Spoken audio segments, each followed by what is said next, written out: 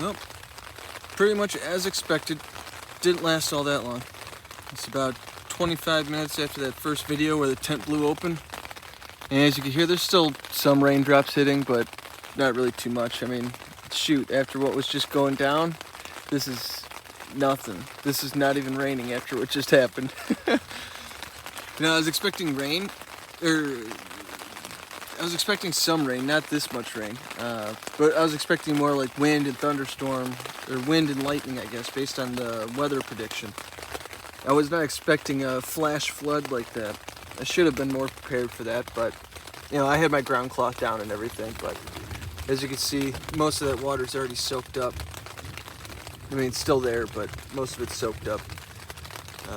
I did notice, though, I mean, it's probably a good thing that there's some leakage. It wasn't coming directly down from there. It was running down the ceiling here. So I'm guessing that ridge line, I need to seal that better. Well, that's a bright one. And also right here, I was actually getting more leakage from right here than I was from that far side, even though I was getting leakage from both spots. Unfortunately, I didn't get that set up as quickly as I would have hoped, so my sheet that was nice and dry after being washed today is a little bit wet, unfortunately, but hopefully it doesn't rain all night and I'm able to get some sleep tonight.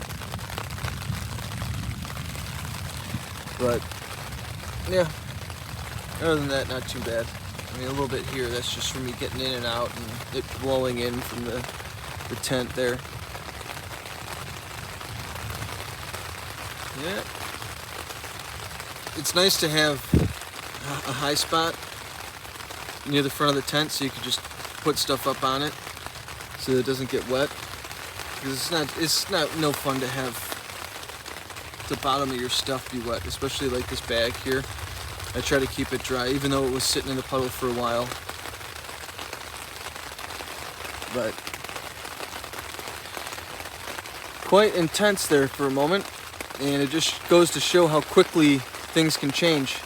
And like I'd mentioned, I was listening to the radio, I heard some static, thought maybe there was a little bit of lightning, and within a minute or few of getting my clothes in off of the clothesline, it just started pouring. And that's when I made that video when the tent door blew open. Always be prepared. You know, like I had the tent staked out with that pole, you know, having like the awning lifted.